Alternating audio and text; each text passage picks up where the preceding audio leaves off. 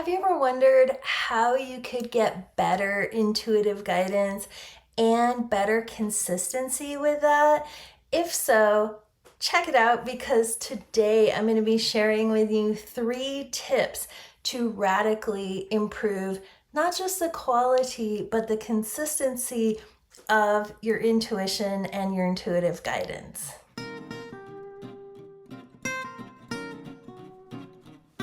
Hi, thank you so much for being here. I was just talking to a client about this last week and I thought this would be a really great video. So I'm going to try to be concise and give you 3 tips for how to radically improve the quality and consistency of your intuition. Number 1, you have to be willing to know the truth. So I know that sounds so obvious, but think about it. How many times have we had resistance to something? We wanted to get a specific outcome or a specific answer. So if you have attachment to a specific answer or outcome, you're not really willing to know the truth if it doesn't include what you decided that you want, right? So it's very important to let go, practice non-attachment. Don't resist the truth, right? Easier said than done, but very important. Number 2 is be clear and grounded. So along with that comes having really good boundaries, because if you don't have good boundaries, all this stuff is coming in and out of your space. Other people's stuff's coming in, your energy and attention's going out, right? So you want to feel like your space is clear, your spiritual, mental, emotional, and physical bodies and your energy field are all clear, and that you are here. Your spirit is here in this body, taking up space, feeling that connection to your body and the earth. That's what being grounded is. So if you're not here taking up all the space, then there's all this other people's stuff and just random entities and energies that start moving in, right? It's like you put a no vacancy sign on your aura and now all this stuff is coming in. Then what happens when you try to get grounded? There's no room. It's all cluttered, right? It's all chaotic. And you're trying to get back in there, but there's no space for you, right? So the trick to deal with that is return to sender all the stuff that's not yours, reclaim your energy, sort it out, and have good boundaries. Say yes to what you want, no to what you don't want. Which leads me to number 3. So you have to know what you want. If you don't know what you want, then you don't have a goal. And I'm talking like a goal, like a burning desire in your heart to create something in the world, whatever it is, like whether it's a certain amount of money or a certain kind of career or creative path or relationship, whatever it is you want to create, health in your body, whatever it is, you need to have a clear goal about that. Because if you don't really know what you want, then you could be, like I said, you could be running other people's programs, and then you could be getting intuitive guidance for somebody else's program. But also, having a goal is like punching in your coordinates in your spiritual GPS system. It's like saying, this is my destination. When you have a destination, now you know, should I go right or should I go left? And the universe can tell you, your higher self, God can tell you which way to go based on your goal. But if you don't have a goal, you're not gonna know, okay? So this also goes hand in hand with asking better questions, okay? So a lot of this is like 3.5, but this could also be like a number 4, like this will be like a lanya. This is your little bonus tip, okay?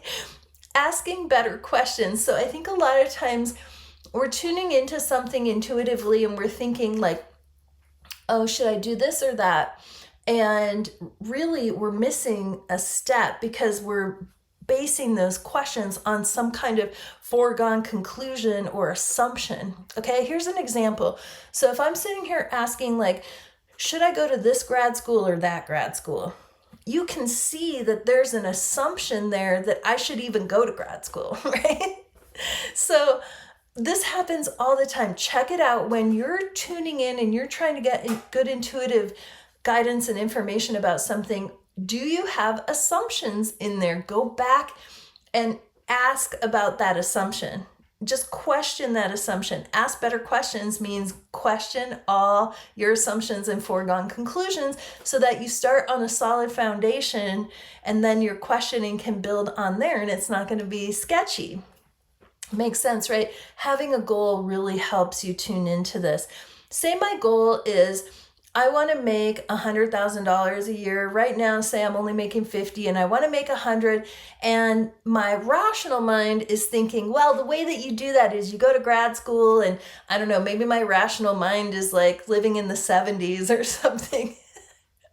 And it's like, oh yeah, that's how you do it. You go and you get a professional degree and that's how you make more money. Boom.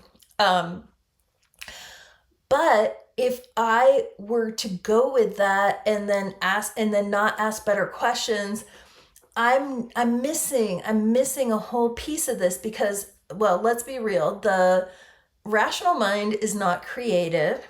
If you want to create something new in your life, like you have a goal that's something you haven't done before, like say I've never made $100,000 and I don't know how to generate that. All I know is that, there's these old programs of that's how you do it. You go to grad school, but there's so many possibilities. There's infinite possibilities for me. And maybe like what's really in my heart is this other thing, but I don't understand rationally how that's going to get me to my goal. Well, guess what? God knows. The universe knows. Your higher self knows. So be clear on your goal. Don't worry about how. How is God's job, right? And you will get that information when you're clear, when you put that into your spiritual GPS, and when you ask better questions about how to get there. Of course, you got to do number 1 and 2, be willing to know the truth and be clear and grounded. But I'm telling you, if you practice these things, it is going to change the game forever. And you're going to build that rock solid, what I call the trust muscle, right? Because the only way you get rock solid in your trust of your intuition is through practice. You do these things to be able to get clear guidance. And then the trusting it comes from practice. You have to prove it to yourself through your practice that it works and that you have what it takes. Of course you have what it takes. Yep, so that's it. That's all I had to say. I hope I was able to keep it clear and concise for you today. Have you tried any of these things? Have you experimented with getting better guidance? Is there something that is crucial that you've discovered that I didn't talk about today? These are just the 3 that were on my mind today because of the conversation I had this last week. I think they're really good ones. But is there something that you've discovered that I didn't hit on this? Drop it in the comments because I would love to hear what you have to say. And then that could help other people that are looking to improve their intuition too. I hope this has been helpful and I look forward to seeing you next time. Bye for now.